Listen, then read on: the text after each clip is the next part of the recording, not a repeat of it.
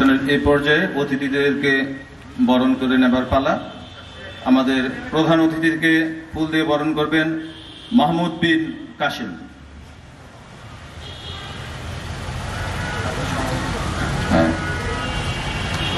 আমাদের অনুষ্ঠানের সভাপতিকে ফুল দিয়ে বরণ করবেন নূর হোসেন রানা।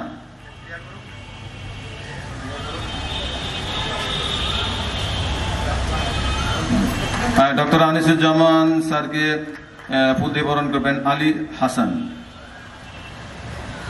তারপর প্রফেসর মোহাম্মদ কামরুল হাসান স্যারকে ফুল দিয়ে বরণ করবেন এম আজমল খান। ডক্টর মোহাম্মদ সিদ্দিক স্যারকে ফুল দিয়ে বরণ করবেন ফাইজুর রহমান।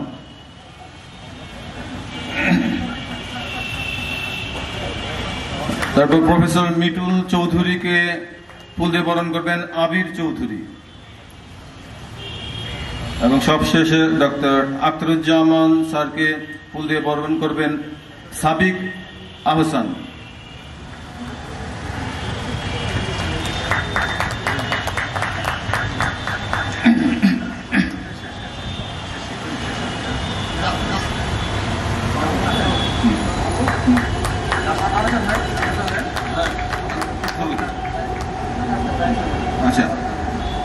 আচ্ছা, আমাদের অতিথিদের বরণ করার পর্ব শেষ হলো।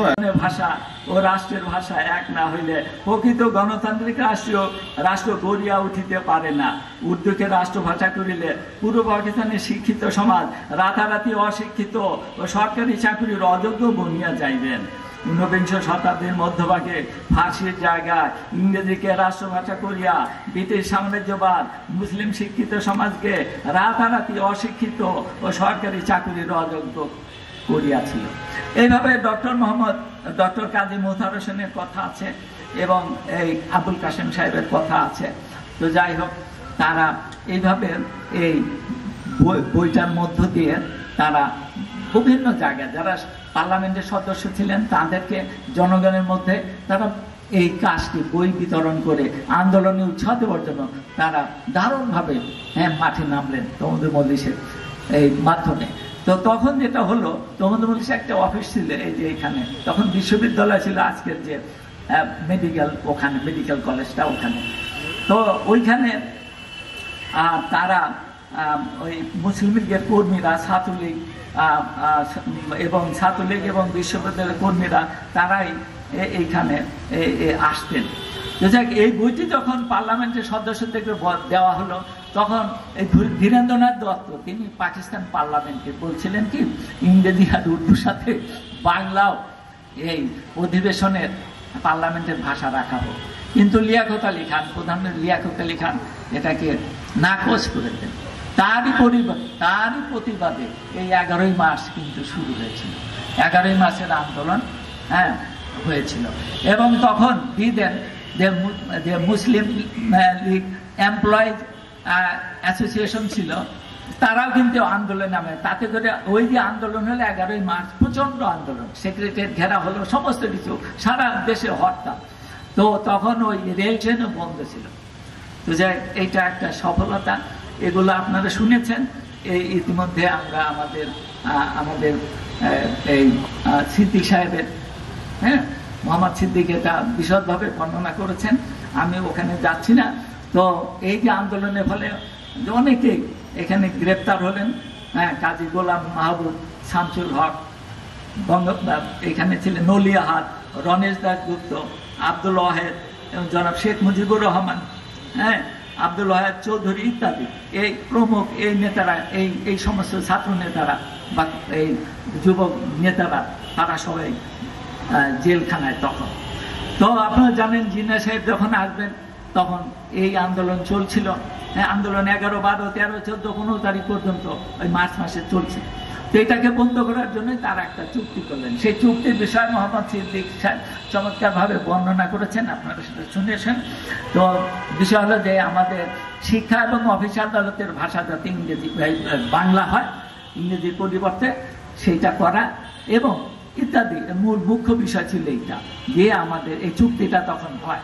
তো যাই হোক, এরপরে আমরা জানেন যে প্রতি বছর এই 11ই মার্চ কিন্তু রাষ্ট্রভাষা দিবস পালিত হতো, কিন্তু 27শে জানুয়ারি 1952 সালে তৎকালীন পাকিস্তানের প্রধানমন্ত্রী খাজা নাজিমুদ্দিন সাহেব পল্টন ময়দানে রাষ্ট্রভাষা চুক্তির সাথে বিশ্বাসঘাতকতা করে উর্দুকে পাকিস্তানের একমাত্র রাষ্ট্রভাষা হিসাবে ঘোষণা দেন।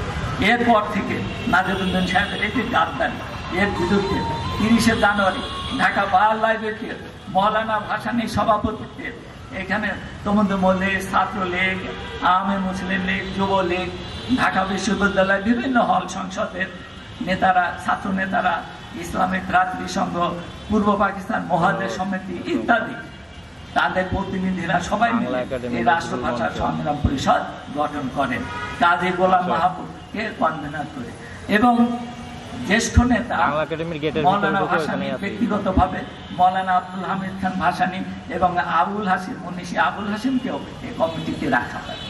যাই হোক, তারা এই 21শে ফেব্রুয়ারিকে সারা দেশে রাষ্ট্রভাষা দিবস পালনের জন্য তারা সিদ্ধান্ত গ্রহণ করেন। কিন্তু আমরা হঠাৎ করে দেখলাম ওই 20 তারিখে ফেব্রুয়ারি মাসে 144 ধারা জারি করা হলো। এর কথা আপনারা জানেন, শুনবেন। 144 ধারা জারি করার বিরুদ্ধে 20শে ফেব্রুয়ারি 144 ধারা ভাঙা হবে কিনা এই 94 এখানে তমুদ্দুন মজলিসের কথা লুকিয়ে ছিল এতদিন, এখন একটু একটু করে প্রকাশ হচ্ছে। আবুল কাসেম সাহেব এখানে এসে দস্তখত করেছিলেন, সেই তদানীন্তন প্রধানমন্ত্রী, তখন পূর্ব পাকিস্তানের চিফ মিনিস্টার, মুখ্যমন্ত্রী বলা হতো না, প্রধানমন্ত্রী, তার সঙ্গে ওখানে বসে সই করেছিলেন 8 দফা। আমি সে বিস্তারিত যাব না। তার কথা ভুলিয়ে দেওয়া হয়েছে কেন? কেন ভুলিয়ে দেওয়া হয়েছে? আবুল কাসেমের কথা বলতে গেলে তো সারা দিন লেগে যাবে। আমার কাছে একটা ক্লিপিং আছে, একটা পত্রিকা এসেছিল, একবার সরকার কয়েকজনকে দায়িত্ব দিল যে ভাষা সৈনিকদের তালিকা করো। সে তালিকায় দেখা গেল সবার শেষের দিকে লাস্ট বার 2 তাতে নাম হলো আবুল কাসেম, প্রফেসর আবুল কাসেম। এটাকে হিস্ট্রি হলো নাকি? I am PhD on history, this is history এটা।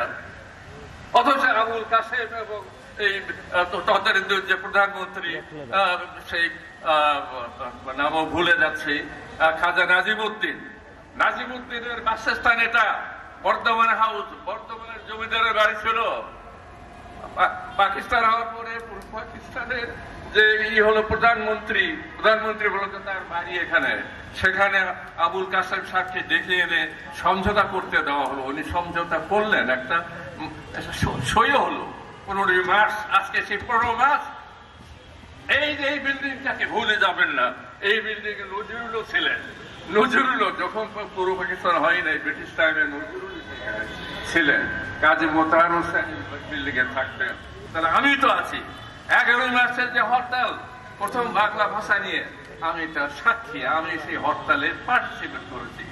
আর যে 15 মার্চ যেটা যদি সাইন হয়েছিল, এটা সেই আমাদেরই নেতা তমুদ্দুন মজলিসের, আর ওই হরতালটাও তমুদ্দুন মজলিসের পক্ষ থেকে হয়েছিল। এবং সেই তমুদ্দুনের আমি বর্তমানে সভাপতি। এবং আল্লাহরই বোধ আল্লাহরই ইচ্ছা। আমি তো তখন সেই সময় সেই তারপরে 52 সালে আমি বলবো যে আমি ভাষা সৈনিক ছিলাম। তখন আমার সাথ ছিলেন মুগনাজুল কলেজের প্রফেসর, বাংলার প্রফেসর শাহিদ আলী সাহেব আমার ছাত্র। আমি তখন ইন্টারমিডিয়েট করতাম এবং স্যার আমাকে ভালোবাসতেন। ছাত্র হিসাবে মোটামুটি ভালোই ছিলাম, আমাকে স্নেহ করতেন। আমিও সেই 52 ভাষা সৈনিকের ভিতর অন্যতম। এবং আজ গাজীউল হক, যিনি বামপন্থী ছিলেন, কমিউনিস্ট ছিলেন, আমি লক্ষ্য করবো না, খালি এটা বলি আমি শেষ করব। তিনি তার বাড়ি বগুড়া, আমাদের সিনিয়র ছিলেন, ইউনিভার্সিটির ছাত্র ছিলেন, আমি হল কলেজের। উনি আমাদের নেতা ছিলেন। আমি তো কিছু 2-1টা নোট করেছিলাম, সারা রাত চলে যাবে। আমি সংক্ষেপ করছি, কারণ আমাদের বিখ্যাত ব্যক্তিবর্গ যাদের এনেছি তাদের কথা আমরা শুনবো। অন্যদিন আমি বিস্তারিত বলতে পারবো। দেখা যাক। আল্লাহ। ধন্যবাদ স্যার। আচ্ছা, আমাদের এই আয়োজন ইফতারের মাধ্যমে শেষ হবে। আপনারা সবাই থাকবেন, ইফতারের ব্যবস্থা আছে। তো এরপর যে বক্তব্য রাখতে আসছেন প্রফেসর মোহাম্মদ কামরুল হাসান, অধ্যক্ষ, সরকারি বাংলা কলেজ। স্যারকে তার বক্তব্য রাখার জন্য বিশেষভাবে অনুরোধ করছি। বিসমিল্লাহির রহমানির রহিম। প্রফেসর প্রিন্সিপাল আবুল কাশেম স্যারের স্মরণ সভায় সম্মানিত সভাপতি ডক্টর আনিসুজ্জামান, মঞ্চে উপবিষ্ট দেশ বরেণ্য যিনি মজলুম সাংবাদিক হিসেবে পরিচিতি পেয়েছেন, প্রধান আকর্ষণ, প্রধান অতিথি জনাব মাহমুদুর রহমান, সম্পাদক আমার দেশ, মঞ্চে উপবিষ্ট তমুদ্দিন মজলিস নেতা জনাব মোহাম্মদ বিন কাসিম এবং প্রফেসর মিটুল চৌধুরী, উপাধ্যক্ষ বাংলা কলেজ, আমার সামনে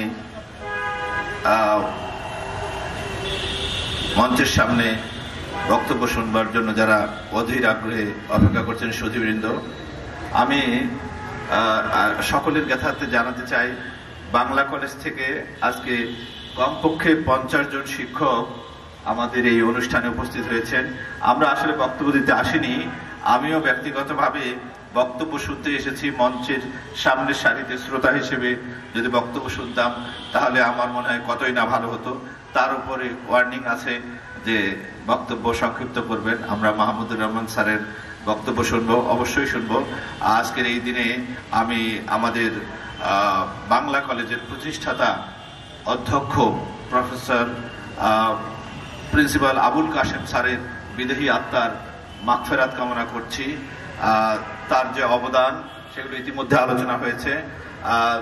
ইতিহাসের আলোচনা করতে গেলে কোনো জায়গায় উঁচু, কোনো জায়গায় নিচু থাকবেই, কিন্তু পরিশেষে ইতিহাস তার সঠিক গতি নিয়ে এগিয়ে যাবে। আপনারা পরবর্তী আকর্ষণে বক্তব্য শুনবার জন্য অপেক্ষা করছেন। আমি আমার কথা শেষ করতে চাই, তবে কথা নিশ্চয়তা দিতে চাই, আপনারা যেটা আমাদেরকে জানাবেন সেইগুলো আমরা বাংলা কলেজের শিক্ষার্থীদের মাঝে বিতরণ করবো ইনশাআল্লাহ। আল্লাহ হাফেজ, আসসালামু আলাইকুম। সাহিত্য সংস্কৃতি বিষয়ের সময় কোনোটাই সেরকম নিজেদের ইতিহাস, নিজেদের কাজের বিবরণ রক্ষা করেন। তো এই যে নিজেদের কাজের বিবরণ ভবিষ্যৎ জেনারেশনের জন্য লিখে রাখা কেবল নিজেদের মধ্যে নয়, বাইরেও বেশি পরিসরে এটা এক প্রসার চাওয়া, এইসব ব্যাপারে প্রকৃতপক্ষেই অসাধারণ ছিলেন আবুল কাসেম। আমাদের জাতীয় জীবনে আজকেও এই সংস্কৃতির, চিন্তার এবং কাজের একান্ত অভাব। এই পরিসরে প্রিন্সিপাল আবুল কাসেমের অভিজ্ঞতা আমাদের জন্য আরও বেশি গুরুত্বপূর্ণ। আমি দীর্ঘবক্তৃতা দেব না, এই কথাটা বলবো যে 1947 সনের 14 আগস্ট আমাদের প্রধান অতিথি দেশ বরেণ্য সাংবাদিক জনাব মাহমুদুর রহমান স্যার, দৈনিক আমার দেশের সম্পাদক, আমরা তার মূল্যবান বক্তব্য শুনব। সম্মানীয় উপস্থিতি, আমাদের প্রতীক্ষার পালা প্রায় শেষ। আমরা যার বক্তব্যের জন্য অধীর আগ্রহে অপেক্ষা করছি। কি বলবো, আমার মতো ক্ষুদ্র সাংবাদিক ওনার বিশেষণ বলতেও আমি ভয় পাচ্ছি। আমার দেশের সম্পাদক, দেশ বরেণ্য সাংবাদিক মাহমুদুর রহমান স্যারকে তার বক্তব্য দেওয়ার জন্য আমি বিশেষভাবে অনুরোধ করছি। প্রতিবাদী কণ্ঠস্বর,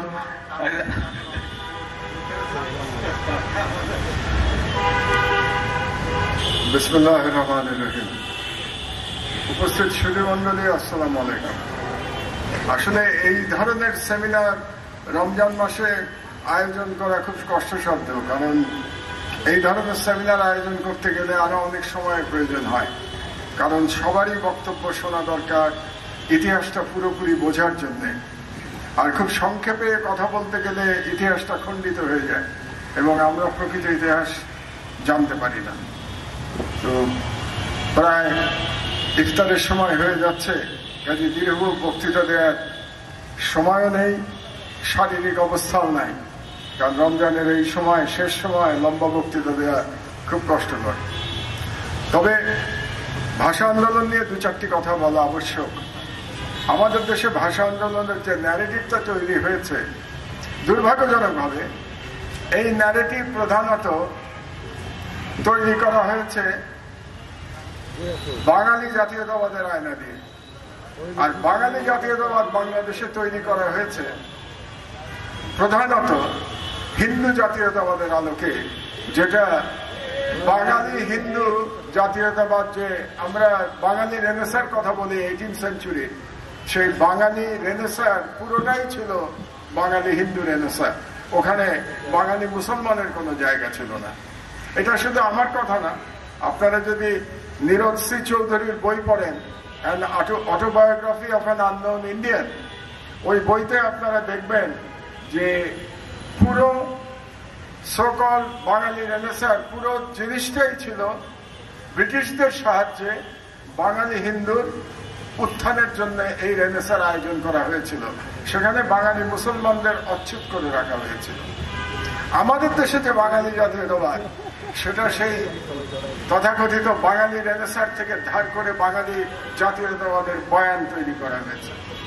সুতরাং আমরা অবশ্যই বিশ্বাস করি যে প্রিন্সিপাল আবুল কাশেম তিনি যখন তমদ্দুন মজলিসের নেতৃত্ব নিয়ে ভাষা আন্দোলনের ডাক দিয়েছিলেন, সেই ডাকের পিছনে কোনো রাজনৈতিক উদ্দেশ্য ছিল না। এটা একটা সাংস্কৃতিক লড়াই ছিল, বাঙালি মুসলমানের সাংস্কৃতিক লড়াই। কারণ বাংলা ভাষা যদি না থাকতো তাহলে বাঙালি মুসলমানের প্রগতি আটকে যেত, যেটা প্রিন্সিপাল আবুল কাশেম বুঝতে পেরেছিলেন, এবং তার লড়াইটা ওই কারণেই ছিল। কিন্তু পরবর্তীতে লড়াইটা রাজনৈতিক লড়াইয়ে রূপ লাভ করে, এবং এই যে আন্দোলন, এই আন্দোলনের নেতৃত্বও আর কিন্তু বেশি দিন তমদ্দুন মজলিসের হাতে থাকে নাই, সেটা রাজনীতিবিদদের হাতে চলে গেছিল। এটাই ইতিহাস। সেখানে আমার পূর্ববর্তী বক্তা বলেছেন যে গত 25 জনের মধ্যে 8 জন তমদ্দুন মজলিসের ছিলেন 1952 সালে, কিন্তু মূল কথা কতজন ছিলেন এটা বড় কথা না, নেতৃত্ব কার হাতে ছিল এটাই বড় কথা। কাজে যে তমদ্দুন মজলিসের যাত্রা শুরু হয়েছিল একটি সাংস্কৃতিক সংগঠন হিসেবে, সাংস্কৃতিক লড়াই করবার জন্য, 1952 সালের মধ্যে এটা রাজনীতিবিদদের হাতে সেই নেতৃত্ব চলে গেছিল রাজনৈতিক লড়াইয়ের জন্য, এবং ভাষা আন্দোলনের মাধ্যমে বাংলাদেশের স্বাধীনতার বীজ রোপণ করা হয়েছিল। এটাই ইতিহাস, এটা আমাদেরকে মেনে নিতে হবে। সেটা কে কি উদ্দেশ্যে করেছিলেন সেটা বড় কথা না, আলটিমেট রেজাল্ট কি হয়েছিল এটাই আমাদেরকে মানতে হবে। এবং রেজাল্ট হয়েছিল বাংলাদেশের স্বাধীনতা, যার বীজ রোপণ করা হয়েছিল বাংলা ভাষার আন্দোলনের মাধ্যমে, যেটা তমদ্দুন মজলিস শুরু করেছিলেন। হয়তো তখন যারা শুরু করেছিলেন তাদের বাংলাদেশ স্বাধীন করার উদ্দেশ্য ছিল না, কিন্তু রেজাল্ট তাই ছিল। এবং আরেকটা জিনিস আপনাদের মনে রাখা দরকার, যে ভাষা আন্দোলন শুধু বাংলাদেশের জন্য কোনো ইউনিক বিষয় ছিল না, বা তৎকালীন পাকিস্তানের জন্য কোনো ইউনিক বিষয় ছিল না। ভাষা আন্দোলন কিন্তু ভারতেও হয়েছিল। আপনারা 1965 সালে ভারতের তামিলনাড়ু রাজ্যে যে অ্যান্টি হিন্দি মুভমেন্ট হয়েছিল, সেটার তীব্রতা বাংলাদেশের ভাষা আন্দোলনের চেয়ে অনেক বেশি ছিল। এবং এখানে আমরা 1952 সালের শহীদদের কথা বলি, প্রধানত 5 জন শহীদের কথা আমরা বলি, কিন্তু ওই ঘটনায় প্রায় আমার হিসাব মতো 29 জন নিহত হয়েছিলেন বিভিন্নভাবে, পুলিশের গুলিতে কিংবা অন্যান্য ভাবে, সব মিলে 29 জন নিহত হয়েছিলেন। আর যে তামিলনাড়ুর যে ভাষা আন্দোলন ছিল, সেই ভাষা আন্দোলনে সরকারি হিসেবে 70 জন নিহত হয়েছিল, আর বেসরকারি হিসেবে 500 জন নিহত হয়েছিল। খালি ভাষা আন্দোলন আর এক দেশে হয়েছে, কিন্তু তামিলনাড়ু আলাদা রাষ্ট্র গঠন হয় নাই, তারা ভারতীয় ফেডারেশনের মধ্যেই থেকে গেছে। কিন্তু বাংলাদেশ, পাকিস্তান 2 ভাগ হয়ে বাংলাদেশ স্বাধীনতা লাভ করেছে। এর কারণ ব্যাখ্যা করতে গেলে অনেক দীর্ঘ সময়ের দরকার হবে, সেই সময় আমাদের হাতে এই মুহূর্তে, এই ইফতারের আগ মুহূর্তে আমাদের হাতে নাই। আরেকটি বিষয় আপনাদের বলা আবশ্যক এবং ন্যারেটিভে আসা উচিত, যখন বাংলা ভাষা আন্দোলন হয় পূর্ব পাকিস্তানে, তৎকালীন পূর্ব পাকিস্তানে, তখন পশ্চিমবঙ্গ থেকে সব বাঙালি হিন্দুরা কিন্তু এই ভাষা আন্দোলনকে সমর্থন করেছিল। এবং তার মধ্যে অন্নদা শঙ্কর রায়ের লেখা আমি পড়েছি, আপনারাও অনেকে পড়েছেন। অন্নদা শঙ্কর রায় খুব শক্তভাবে এই আন্দোলনকে সমর্থন করেছিলেন। কিন্তু মজার ব্যাপার হলো, অন্নদা শঙ্কর রায় তিনি পূর্ব পাকিস্তানের বাংলা ভাষাভাষী জনগোষ্ঠীর ভাষা আন্দোলনকে সমর্থন করছেন, কিন্তু ইন্ডিয়াতে তিনি পশ্চিমবঙ্গের ভাষা আন্দোলনের জন্য কিন্তু দাবি তোলেন নাই। এটা হলো ইতিহাসের ইন্টারেস্টিং পার্ট। যে যিনি বাঙালি হিন্দু, বাংলায় কথা বলেন, সেই পশ্চিমবঙ্গে তিনি বাংলা ভাষার জন্য কোনো অবস্থান চাচ্ছেন না, কিন্তু তিনি পূর্ববঙ্গের, তৎকালীন পূর্ববঙ্গের ভাষা আন্দোলনের সমর্থন করছেন। এর মধ্যেই আপনাদের রাজনীতিটা বুঝতে হবে যে রাজনীতিটা তখন কি ছিল, এবং রাজনীতিটা যদি আমরা ভুলে যাই তাহলে প্রকৃত অর্থে ভাষা আন্দোলনের উৎপত্তি এবং পরবর্তী যে যাত্রা এবং শেষ পর্যন্ত মহান মুক্তিযুদ্ধে বাংলাদেশের স্বাধীনতা, এই বিষয়টা আমরা ঠিক বুঝতে পারবো না। এই জন্যেই খণ্ডিতভাবে ইতিহাস চর্চা করে লাভ নাই, ইতিহাস সম্পূর্ণভাবে চর্চা করা উচিত এবং ইতিহাস সব ন্যারেটিভ দিয়ে ইতিহাস বর্ণনা করা উচিত। তো আজকে আমরা ওই দীর্ঘ আলোচনায় যাব না, সময়ও নাই, কিন্তু আমি তমদ্দুন মজলিসকে ধন্যবাদ জানাই যে তারা প্রিন্সিপাল আবুল কাশেমের ওনার স্মৃতির জন্য, তাকে সম্মান জানানোর জন্য আজকের এই অনুষ্ঠানের আয়োজন করেছেন এবং তার প্রতি আমাদের অসীম শ্রদ্ধা আছে এবং তার কর্মকাণ্ড সম্পর্কে আমরা জানি যে যিনি কিনা প্রায় 40টা বই নিজেই রচনা করেছিলেন, বিজ্ঞানের বই বাংলা ভাষায়, যাতে করে বাংলাদেশের জনগণ বিজ্ঞানের শিক্ষাও বাংলা ভাষার মাধ্যমে পেতে পারে। কিন্তু আমাদেরকে আজকে প্রশ্ন করা উচিত, সেই ভাষা আন্দোলনের পরে কত বছর হয়ে গেছে, মোর দ্যান 70 ইয়ার্স, 70 বছর পার হয়ে গেছে, কিন্তু এখনো তো বাংলাদেশের, স্বাধীন বাংলাদেশের কোর্ট কাছারি আদালত কিংবা শিক্ষা ব্যবস্থায় বাংলা তো এখনো হয় নাই। এখনো তো আমরা কোর্ট কাছারিতে ইংরেজিতে রায় লিখছি। এটা আমরা কেন পারলাম না সেটাও একটু আমাদের ব্যাখ্যা করা উচিত, আলোচনা করা উচিত। যে ভাষা আন্দোলনের লড়াই আমরা 1948 সালে শুরু করলাম, সে আজকে 2025 সালে এসেও আমরা এখন ইংরেজিতে লেখাপড়া করছি, অনেকেই ইংরেজিতে কোর্ট কাছারিতে আমাদের অর্ডার লেখা হচ্ছে, রায় লেখা হচ্ছে। তো আমার মনে হয় বাংলার উৎকর্ষের জন্য এখনো অনেক দূর যেতে হবে। আরেকটি কথা আপনাদেরকে মনে করিয়ে দেওয়া দরকার, বিশেষত এই প্রজন্মকে, যে যখন পাকিস্তান আমলে বলা হয়েছিল উর্দু হবে পাকিস্তানের রাষ্ট্রভাষা, তখন কিন্তু মনে রাখা দরকার যে পাকিস্তানের কোন প্রদেশের ভাষা উর্দু ছিল না। এটা কিন্তু আমাদের অনেকের ভুল ধারণা আছে যে পাকিস্তানিরা তাদের ভাষা উর্দু আমাদের উপরে চাপিয়ে দিতে চেয়েছিল। পাকিস্তানিদের ভাষা উর্দু ছিল না, পাকিস্তানিদের ভাষা ছিল পাঞ্জাবি, পাকিস্তানিদের ভাষা ছিল সিন্ধি, পাকিস্তানিদের ভাষা ছিল পুশতু, আর পাকিস্তানিদের ভাষা ছিল বালুচ। এই 4টা ছিল তাদের প্রধান ভাষা। উর্দু শুধুমাত্র ইউপি থেকে যে সমস্ত মুহাজিররা পাকিস্তানে এসেছিলেন তাদের ভাষা ছিল উর্দু। এবং জিন্নাহ সাহেব মনে করেছিলেন যে একটা ভাষার দরকার একটা ন্যাশনাল ইউনিটির জন্য, এবং সেই ন্যাশনাল ইউনিটির ভাষা খুঁজতে গিয়ে তিনি এমন একটা ভাষা চুজ করেছিলেন যেটা পাকিস্তানের কোন প্রদেশের ভাষা ছিল না। মেবি জিন্নাহ সাহেবের চিন্তার মধ্যে ভুল ছিল, এমনকি জিন্নাহ সাহেবের নিজের ভাষাও কিন্তু উর্দু ছিল না, উনি উর্দুতে কথা বলতে জানতেন না। এই জিনিসটা অনেকেই হয়তো আপনারা জানেন না, অন্তত এখনকার প্রজন্ম জানে না।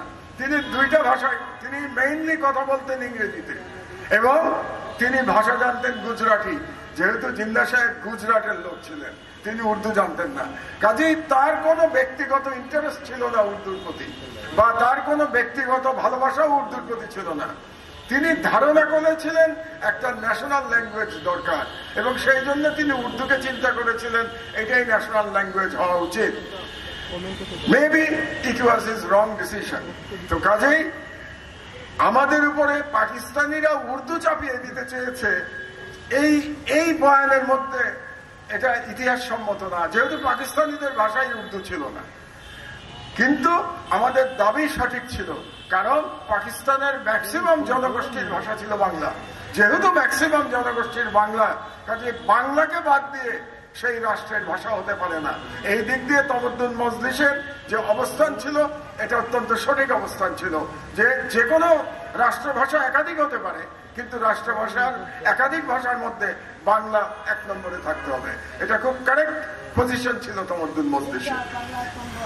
কাজেই আমাদের যখন আমরা ইতিহাস আলোচনা করতে যাব, তখন ইতিহাসের সব কিছু নিয়ে আমাদেরকে আলোচনা করতে হবে। শুধুমাত্র এক ধরনের ন্যারেটিভ নিয়ে যদি আমরা আলোচনা করতে যাই, তাহলে সত্যিকার অর্থে আমরা কোনোদিনই ইন্টেলেকচুয়ালি এনরিচড হতে পারবো না। আর একটি কথা বলে আমার বক্তব্য শেষ করব, বাঙালি মুসলমানের যে সংস্কৃতি, এই সংস্কৃতির লড়াই কিন্তু এখনো চলছে। আমরা যদি এটা না বুঝি তাহলে আমাদের স্বাধীনতা সার্বভৌমত্ব রক্ষা করা মুশকিল হয়ে যাবে। কারণ বাঙালি মুসলমান তার একটা নিজস্ব সংস্কৃতি আছে, বাঙালি মুসলমানের একটি মহান ঐতিহ্য আছে, এবং ঐতিহ্য রক্ষা করে আমাদের সংস্কৃতি নির্মাণ করতে হবে। সেই সংস্কৃতির মধ্যে ভাষা থাকবে, সেই সংস্কৃতির মধ্যে ধর্ম থাকবে, সেই সংস্কৃতির মধ্যে আমাদের জীবন পদ্ধতি থাকবে, আমাদের খাদ্যাভ্যাস থাকবে।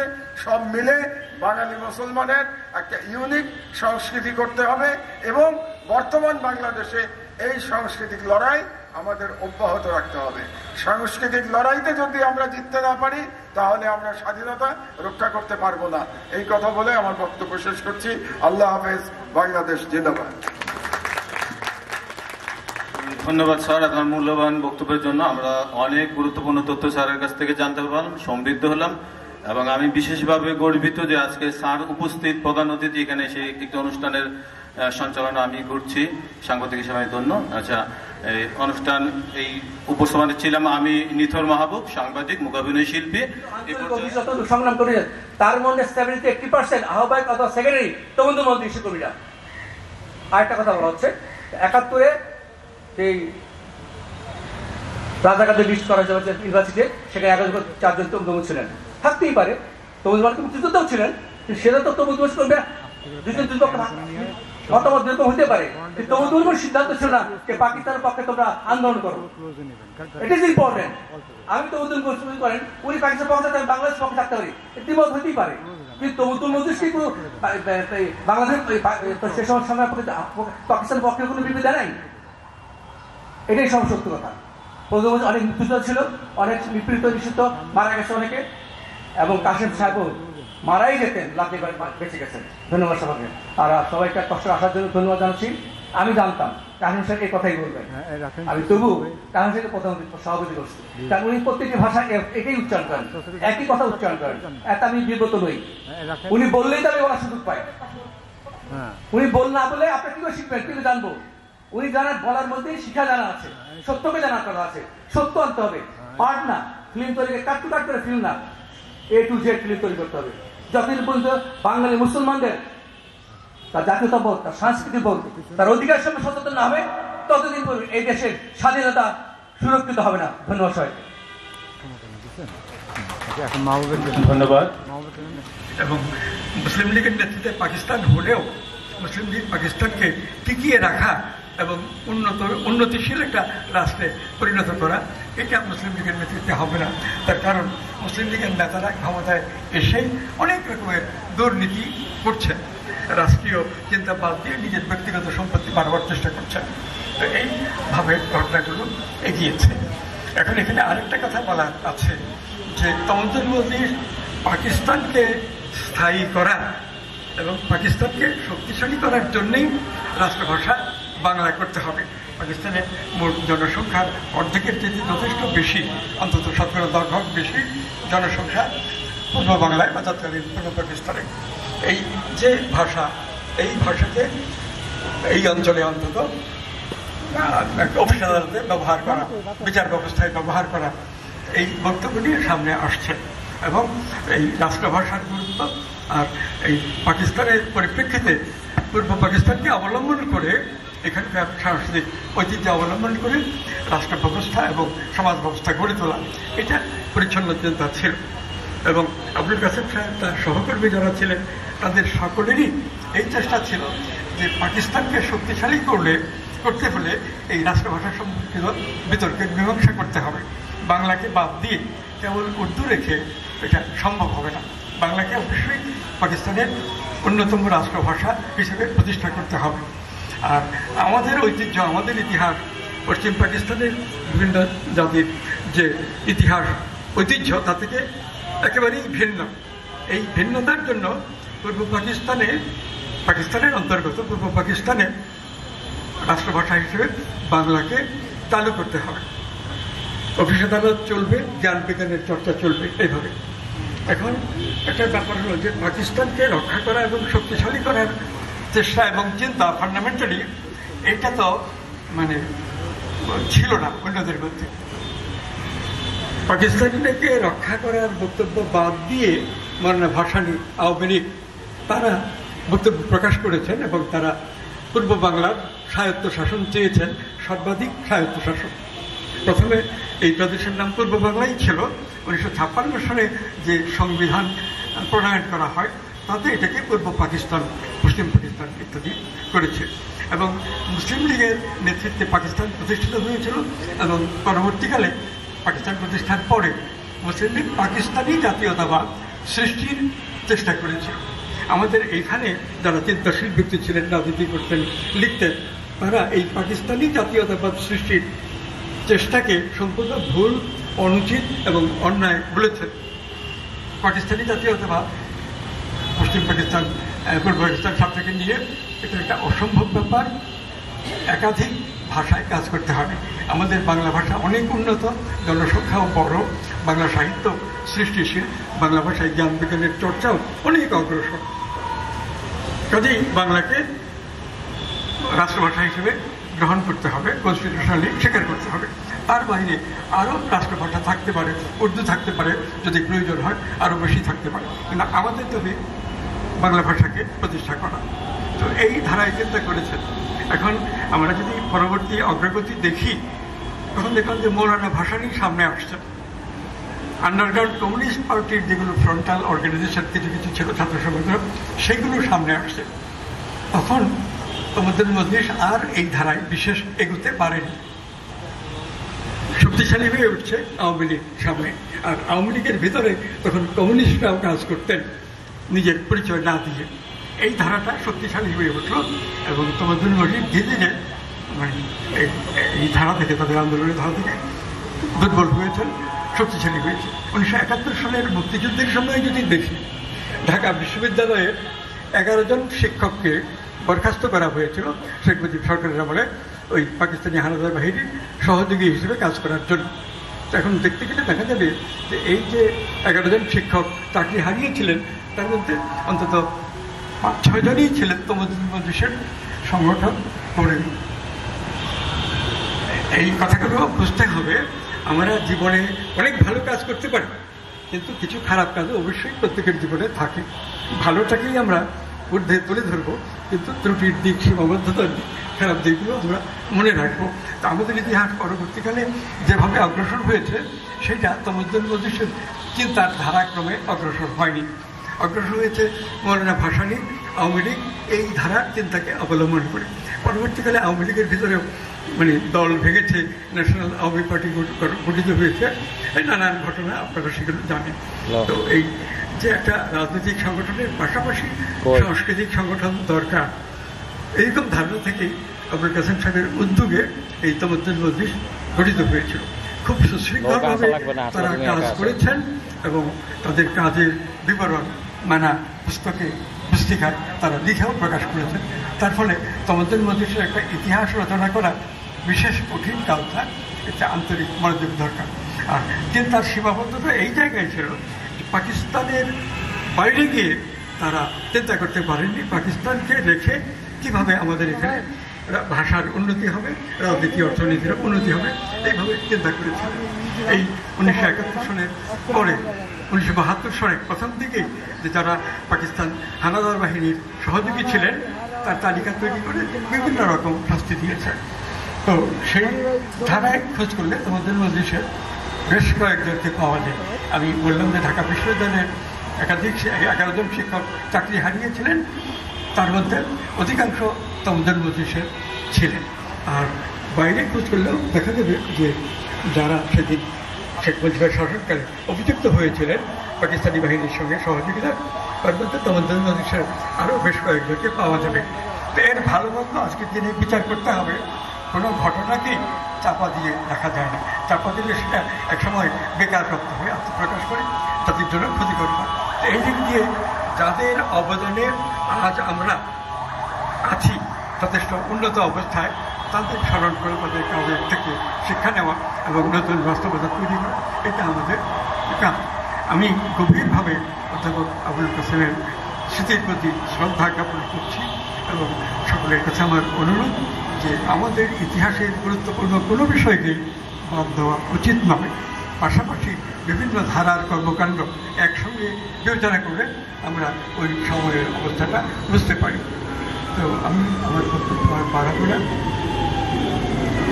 প্রয়োজনে আমার চলে যেতে হচ্ছে। এখানে সভাপতি অধ্যাপক আনিসুজ্জামান, তো আমাদের জন্য দোয়া করবেন, আমরা আপনাদের সাফল্য এবং সুস্বাস্থ্য কামনা করি। ধন্যবাদ। ধন্যবাদ প্রফেসর আবুল কাশেম ফজলুল হক স্যার, আপনার ব্যস্ততার মধ্যে মূল্যবান সময় দেওয়ার জন্য। আমাদের অনুষ্ঠানের এই পর্যায়ে ধন্যবাদ জ্ঞাপন করবেন মাহমুদ বিন কাশেম।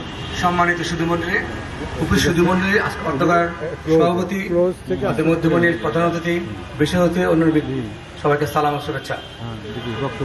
শুরুতেই সম্মানিত সভাপতি কিছু বক্তব্য ব্যাপারে আমার কিছু বক্তব্য দিতে চাচ্ছি। উনি ঠিক কথা বলেছেন। প্রিন্সিপাল আবুল কাশেম পাকিস্তান রক্ষা করার জন্যই আন্দোলন করেছিলেন না, শুধু তাই না, তিনি পাকিস্তানের সৃষ্টির সময় ছাত্রের নেতা ছিলেন। সত্য কথা, এই নেতা কিন্তু শেখ মুজিবুর ছিলেন, এই নেতা তোহা ছিলেন, অলিহাদ ছিলেন। তখনকার ব্রিটিশ আমলে 200 বছর গোলামী জিঞ্জির হিন্দু জমিতে নিপীড়নে বাঙালি মুসলমান তথস্থ।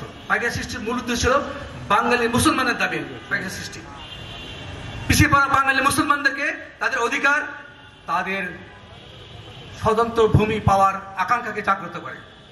সেই উদ্দেশ্যে পাকিস্তান সৃষ্টি হয়। সেখানে শেখ মুজিব ছিল, সোহরাওয়ার্দী ছিল, প্রিন্সিপাল আবুল কাশেম ছিলেন, আধুনিক চিন্তাধারা সবাই ছিলেন। কিন্তু পাকিস্তান সৃষ্টির পর মাত্র 17 দিনে 15 দিনের মাথা তারা বুঝতে পারলেন তাদের স্বপ্নের পাকিস্তান নাই। তাই তিনি প্রিন্সিপাল আবুল কাশেম বলে গেলেন পাকিস্তানের রাষ্ট্রভাষা বাংলা আর উর্দু। সেখানে সুস্পষ্ট ভাষা ঘোষণা করলেন যে বাঙালি জাতির অধিকার ন্যায্য যদি তোমরা না মানো তাহলে আমরা বিচ্ছিন্ন হয়ে যেতে বাধ্য হব। কার আলোকে? লাহোর প্রস্তাব আলোকে। সেই লাহোর প্রস্তাবে মুসলিম প্রথম কনফারেন্স 1940 সালে, সেখানে বলা হয়েছিল যেখানে বেশিরভাগ মুসলমান হবে তারা আলাদা রাষ্ট্র হবে। প্রিন্সিপাল আবুল কাশেম মাত্র পাকিস্তান স্বাধীনতা 15 দিনের মাথায় ঘোষণা করেন পাকিস্তান রাষ্ট্র উদ্যোগ মাধ্যমে, সেখানে লিখিত হবে না, কয়েকজন মন্ত্রীর সামনে রেখে তোমরা যদি আমাদের দাবি না মানো তাহলে আমরা বিচ্ছুত বাধ্য হব। এবং ওই ভাষায় ওই বইতে বাংলাদেশ নামটি প্রথম উচ্চারিত হয়। পাকিস্তান সৃষ্টির আগে সবাই এক ছিলেন পাকিস্তানের জন্য, পাকিস্তান সৃষ্টির পরে আবার তারা আলাদা হয়ে যান, যেখানে তাদের অধিকার তাদের আদায় হবে না। তখনই তো মধ্যমত করতে হয় যে আমাদের দাবি, আমাদের অধিকার কিভাবে আমরা বাস্তবায়িত না করলে পারবো না। এটাও সত্য কথা। পাকিস্তানের যে সৃষ্টি হলো প্রথম দিকে তারা তো অবশ্যই চাবে পাকিস্তান রক্ষা করার জন্য, কারণ তারা তো পাকিস্তান সৃষ্টির লোক, কর্মী, নেতা, ছাত্র, কিন্তু তাদের মোহ ভেঙে গেল। তাই সৃষ্টি হলো তমুদ্দুন মজলিস, তাই সৃষ্টি হলো পাকিস্তান সংগ্রাম কমিটি, যারা রাষ্ট্রভাষা সংগ্রামকে প্রথমে দিত। তাই সৃষ্টি হলো 11ই মার্চ, তারপর সৃষ্টি হলো 15ই মার্চ, তারপর কত সাল একটা পরে, তারপর 56 সালে আইন পাশ হলো। একটা রাষ্ট্র হওয়ার পর অবস্থান আর প্রবৃত্তি অবস্থান। 71-এ আমি বাবার সঙ্গে কোথায় একটু বলতে চাই, আমরা যোধপুর ছিলাম তখন। যোধপুরে যখন ওর বিমান অ্যাটাক করে 71-এ, তখন আমার বাবাকে ওখান থেকে কালীগঞ্জ গ্রামে খারুন দেওয়ার সময় 3 মাস ঢুকেছিলাম। আমাদের বাসায় 71-এ 3বার অ্যাটাক হয়েছে, 3 টাইম। লাস্টে এবার আব্বা তো ছিলেন, আমরা জানতাম না, আব্বা আন্দোলনে থাকতেন। ওখান থেকে আব্বা পানি টেনে লুকায়, তখন মিলিটারি আমাদের বাড়ি যখন ঘেরাও করে ফেলে, আমাদেরকে যারা ইয়ং ছিলেন তাদের সব নামায় নিয়ে এসে বন্দি করার চেষ্টা করে। In the meantime military উপরে যায়, তখন তাকে জিজ্ঞেস করে আমার বড় ভাই কামরুল হাসান, তিনি মারা গেছেন, জিজ্ঞেস করে কাশেম বলছে আমাদের প্রেসকে দ্বারা হয়, তো ভাই ও দ্বারা হয়, চলে যায়। মানে ভাষা আন্দোলনের যত পত্রিকা, সৈনিক পত্রিকা, পাকিস্তানের বিরুদ্ধে যত আর্টিকেল লিখতে, আপনি সৈনিক পত্রিকা বুঝে দেখবেন পাকিস্তানের বিরুদ্ধে হাজার হাজার আর্টিকেল আছে, সেই আর্টিকেলে কবিতাও আছে। এখন সেখানে এই জন্য তারা সৈনিকের মালিককে খুঁজতে আসে, কারণ সে বলতো আমরা বলবো না, আমরা লুকিয়ে যাবো। বললো যে আমাদের প্রেসকে তো হয়, আমাদের সবকিছু বাইরে, তো ও দ্বারাই চলে যাও। ওখানে যাই দেখলেন কি বাংলাদেশের মানচিত্র একটা জিন্সের ব্লক ছিল, বাংলার আগুন এটা 21শে সংকলন, নাজুল ভাই ওটা সম্পাদন করছে, ওই নাজুল ভাই বসে আছেন, নাজুল ভাইয়ের সম্পাদনে ওটা বাইরে মূলত আব্বাই করে, সেটা পায়। তখন আমার মামা ছিল ম্যানেজার, মামাকে নিয়ে যায়, জামালি সাহেবকে নিয়ে যায় এবং মেরে ফেলে, আব্বাকে মনে করে আমার মামাকে নিয়ে মেরে ফেলে। এখন বুঝতে হবে, আপনি যদি একদিকে 47টাকে যদি 52 আনে হবে না তো, আপনি 47টাকে 47 পাকিস্তান আন্দোলন এরা সবাই ছিল, বঙ্গবন্ধু ছিল, পরবর্তীকালে এত অত্যাচার নিপীড়িত আমাদের অধিকার বঞ্চিত হলে তারা তো পাকিস্তানের পক্ষে থাকতে পারে নাই। তো তমদ্দুন মজলিস পাকিস্তানের পক্ষে কোনো বিবৃতি দেয় নাই, কোনো বিবৃতি দেয় নাই তমদ্দুন মজলিস। ইতিহাস দেখেন। তারপরে 70 নির্বাচনে তমদ্দুন মজলিস রাজনীতি ফ্রান্স খেলাফত আফগানি পার্টি অধ্যাপক আবু সাদ সম্পাদক সেক্রেটারি, তার নেতৃত্বে বঙ্গবন্ধুকে কয়েকশো লোক নিয়ে তার 38 নম্বরে অভিনন্দন জানায় এবং দাবি করে পাকিস্তান সরকার যেন আওয়ামী লীগের ক্ষমতা হস্তান্তর করার দাবি করা হয়, মিছিল করে করা হয়। শুধু তাই নাই, যখন অধ্যাপক গবুর সাহেব বাহাসের অধ্যাপক গবুর সাহেব ভিতরে ঢুকছিলেন তার নেতা নিয়ে, তখন বঙ্গবন্ধু অনেক নেতাদের ঘেরাও ছিল। ঘেরাও থাকা অবস্থায় সবাই দেখছে গবুর সাহেব তো দাঁড়িয়ে ছিল এবং পাঞ্জাবি বড় ছিল। তো সবাই জিজ্ঞাসা কে? তখন বঙ্গবন্ধু বলেছিলেন একটি কথা, ইনি আব্দুল গফুর, পশ্চিমের পক্ষে লোক নাই হোক, পূবের মুসলমান বিশ্বাস করে। উনি পূবের মুসলমান বিশ্বাস করে, পশ্চিমের মুসলমান নয়। You understand? এটা বঙ্গবন্ধু ভাষা। এই তমদ্দুন নেতা, রাব্বানি পাশের নেতা গফুর সাহেব, তিনি পূবের মুসলমান বিশ্বাস করে। আমরা মুসলমান, আমরা বাঙালি, মুসলিম বাঙালি। আমরা পাকিস্তান আনিসুল তার মুরব্বীরা মুসলমান হিসেবে আনছিল। হিন্দু জমিদার অত্যাচার, জমিদারি অত্যাচার, ব্রিটিশের অত্যাচারের বিরুদ্ধে এই সত্যকে অস্বীকার করলে মিথ্যা হবে। না, আমরা প্রথম থেকে পাকিস্তান চাই নাই, তা তো না। তাহলে আমার সে অসুবিধা কোথায়? বঙ্গবন্ধু পাকিস্তানে কি করছেন? লাঠি শিখেছে, প্রিন্সিপাল আবু বকর লাঠি শিখছে। কারণ সে সময় ঢাকাতে হিন্দুরা করতো অন্যরকম আন্দোলন, কিন্তু মুসলমান লাঠি শিখতো, লাঠিতে প্রতিহত করতো। হাজার হাজার লক্ষ লোক মুসলমান মৃত্যুবরণ করেছে, মা বাবা বিচ্ছেদ উঠেছে। সেই ইতিহাস আরেক ইতিহাস, সেটা আশা করি করছিল যে আমরা স্বাধীন হয়নি। তার জন্য এই তমদ্দুন আবার ভাষা আন্দোলন করে স্বাধীনতা, সে ভাষা আন্দোলনের স্বাধীনতা আন্দোলন সৃষ্টি হয়। আজকে বাংলাদেশ 71 বাংলাদেশ সৃষ্টি হয়। বিসমিল্লাহির রহমানির রহিম। নাহমাদুহু ওয়া নুসাল্লি আলা রাসূলিল কারীম। আল্লাহুম্মা সাল্লি আলা মুহাম্মাদিন নবিয়্যিল উম্মি ওয়া আলা আলিহি ওয়া সাহবিহি ওয়া বারিক ওয়া সাল্লাম। সম্মানিত প্রধান অতিথি, বিজ্ঞ আলোচকবৃন্দ এবং উপস্থিত সুধীবৃন্দ, সমস্ত গুরুত্বপূর্ণ কথাগুলো বলা হয়ে গেছে। কতকগুলো বিষয় বাকি ছিল, সেগুলো বুলেট আকারে জনাব মাহমুদুর রহমান সাহেব বলেছেন। কাজে আমি আর রিপিট করতে চাচ্ছি না, আর আমি নির্ধারিত না, আমি বক্তা হিসাবেও আমার নাম নাই, সব নাই। হতে পারে হয়তো মাহমুদ ভেবেছিল যেহেতু আমি অসুস্থ আমি আসতে পারবো না, পরে ইনফ্যাক্ট অন্য সময় আমি আসতামও না। কিন্তু প্রিন্সিপাল আবুল কাশেম সাহেবের সাথে আমাদের একটা হৃদয়ের সম্পর্ক, একটা চিন্তার সম্পর্ক, একটা ভাবনার সম্পর্ক, একটা সংস্কৃতি উত্তরাধিকারের সম্পর্ক। এজন্য আমি এসেছি। আমার বিবেচনায় আবুল কাশেম সাহেব, আপনারা জানেন তিনি বিজ্ঞানের ছাত্র, কিন্তু তিনি সমাজ বিজ্ঞানী ছিলেন, তিনি দার্শনিক ছিলেন, তিনি ধর্মতাত্ত্বিক ছিলেন, তিনি দেশপ্রেমিক ছিলেন, তিনি বড় ধরনের সংগঠক ছিলেন এবং তিনি একজন পরিবারের ফ্যামিলি ম্যান, যারা ইংরেজি বলে। তার মেয়ে বলেছেন যে কিভাবে তাদের নিয়ে তিনি যেতেন, গাড়িতে ধরছে না, তাদের নিয়ে যাচ্ছেন। এই বহুমাত্রিক অনেক কাজ একসঙ্গে করলে, যেমন আমার অবস্থা, jack of all trades master of none, ইংরেজিতে একটা কথা আছে। অবশ্য আমি মাস্টার না, আমার অনেকগুলো 4টে ডক্টরেট, কাজে আমি মাস্টার না doctorate, that is another thing. He was a great man. প্রায় 25 বছর আমি তার সান্নিধ্যে গিয়েছিলাম। উনি বলেছেন আমি 3টে জিনিস বের করেছি। একটা, আপনারা সবাই ভাষা সৈনিকের কথা বলেন, আমি আর একটা বের করেছি ভাষা সেনাপতি, আর একটা করছি ভাষা শিশু। আমি বান্দর ভাষা শিশু। আর কথা বাড়াচ্ছে না, আপনারা এখন প্রচুর কথা হচ্ছে কিন্তু কাজ হচ্ছে না। আমার একটু অন্তরে অন্তঃস্থলের কথাটা যারা মাহমুদুর রহমান সাহেব বলেছেন যে জিন্না কিন্তু তিনি কিন্তু ইংরেজিতে বক্তৃতা করতেছিলেন। তার মাতৃভাষা গুজরাটি, মোদির মাতৃভাষা গুজরাটি, নেহরুর অটল গান্ধীর মাতৃভাষা Gujarati. Gujarati is a fertile land, both in terms of ideas and also in terms of natural resources. আমরা জিন্নার প্রধান সব অবিচার করি। আমি নিজে দেখেছি আবুল হাসান সাহেবকে, উনি যখন জিন্নার কথা আসতো উনি অত্যন্ত রেসপেক্টফুলি কথা বলতেন এবং উনি কিন্তু ক্রিয়েটিভলি জিন্নার সাথে ডিফার করেছিলেন এবং জিন্না কিন্তু আবুল হাসান নিজের মুখে শোনা ওনাকে সেই সময়ে শিরোনি দিয়েছিলেন। আর একটা কথা শেষ করি, আবুল কাশেম সাহেব চাচ্ছিলেন যে একজন দার্শনিক হিসেবে, সমাজবিজ্ঞানী হিসেবে, দেশপ্রেমিক ইত্যাদি আমি যেগুলো বললাম, একটা যুক্তি নির্ভর, বিজ্ঞান মনস্ক, ধর্মের প্রকৃত চেতনায় জারিত সংস্কৃতি গড়ে উঠবে। এটা নানা কারণে ডক্টর আখতারুজ্জামান বলার চেষ্টা করছে, ফেল করছে, এটা হয় নাই। ফলে কি হলো? পেশি শক্তি আসলো, কি এলো? অর্থ আসলো। এক সময় ব্যবসায়ীরা সব পলিটিক্যাল পার্টিসকে পয়সা দিত, পরে তারা দেখলো পুঁজিবাদের বিকাশের কারণে এবং নতুন new social order, new economic order যেটাকে আমরা বলি, তার কারণে তারা দেখলো যে why not we enter into politics. আপনারা দেখেছেন আমাদের যে পার্লামেন্ট, একটা বিপুল সংখ্যা তারা কিন্তু ব্যবসায়ী। এই কালচারটা আসতো না। এখন আমরা কথা বলি, গার জোরে কথা বলি, এখন আমরা কথা বলি দলের জোরে কথা বলি, এখন আমরা কথা বলি চেয়ারের জোরে কথা বলি। আমরা যুক্তির দ্বারা কথা বলি না। আমরা ধর্মের আড়ম্বরটাকে বড় করে দেখি, ধর্মের মূল বাণীকে আমরা জীবনেও ধারণ করি না, ব্যবহারে সেটাকে প্রকাশ করি না। আবুল কাশেম সাহেব এই ধরনের একজন মানুষ ছিলেন, একটা সমন্বিত, একটা বিবেকবান, একটা ভারসাম্যপূর্ণ জীবনের ভিন্ন দিক ও বিভাগকে যিনি সমন্বিত করেছিলেন। আর সে কথা সবাই বলেছেন, উনি কাজ করিয়ে দেখেছেন।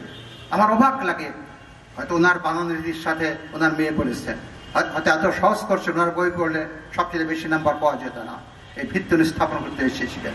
সব কাজ একজন করবে তত না। এমনকি ইসলামও কিন্তু আমাদের কোরআন শরীফ, কোরআনের পরে হাদিস, হাদিসের পরে ইজমা, হাদিসের পরে কিয়াস, হাদিসের পরে ইস্তেহাদ, সব কথা বলে দিতে এমন তো না, শুরু করেছিলেন এবং দক্ষতার সাথে যোগ্যতার সাথে শুরু করেছিলেন। ফেল হয়েছে আমরা তার পরবর্তী প্রজন্মরা। আপনারা ভালো থাকবেন। আবুল কাশেম ফজলুল হক আমার দীর্ঘদিনের সহকর্মী, 50 বছরের বেশি ঢাকা বিশ্ববিদ্যালয়, উনি বলেছেন যে অন্যান্য সব আন্দোলনের মধ্যে তমদ্দুদ একমাত্র সংগঠন যাদের ইতিহাস লেখা সহজ, কারণ তারা অনেক কিছু ইতিহাসের আকারে লিখে গেছে। আপনাদের অনেক অনেক ধন্যবাদ। ইফতারের প্রস্তুতি নেন, আবার দেখা হবে। আসসালামু আলাইকুম ওয়া রাহমাতুল্লাহি ওয়া বারাকাতুহু।